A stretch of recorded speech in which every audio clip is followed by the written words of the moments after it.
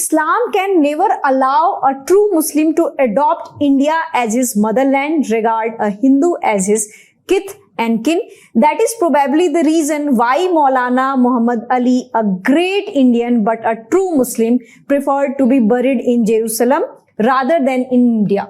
तो ये जो उनका स्टेटमेंट था, इसको आप आसान भाषा में हम लोगों को समझाइए कि क्यों उन्होंने ये चीज इस्लाम के ऊपर स्टेटमेंट दिया था। जी, संदर्भ पाकिस्तान से रिलेटेड ही है कि पाकिस्तान का जो डिमांड मुस्लिम लीग लगातार, पाकिस्तान और पार्टीशन इन इंडिया, जी, किताब में इन्होंने जिक्र किया है। जी, तो जो विभाजन की प्रक्रिया शुरू हो रही है देश के अंदर, उसके आधार पर ही बाबा साहब इस्लाम पर अपना भाष्य कर रहे हैं। और इसलिए कि जिस तरह से बाबा साहब हिंदुइज्म को बहुत शार्पली क्रिटिसाइज कर रहा है, उनका मानना है कि सारे धर्मों में इस तरह की कुरीतियां है, इंक्लूडिंग इस्लाम।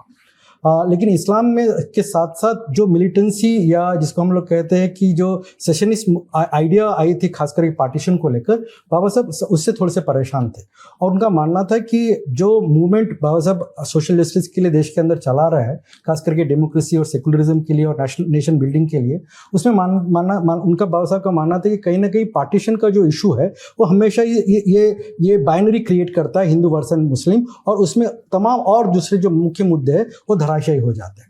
और इसीलिए जो क्रिटिक था कि दोनों के जो सोशल एलिट्स है वो कहीं ना कहीं इस तरह के मुद्दों को लगातार बनाते रहते हैं, और इसी की वजह से जो सामाजिक न्याय की जो समस्या है वो हम लोग बाहर नहीं लेकर आ पाते।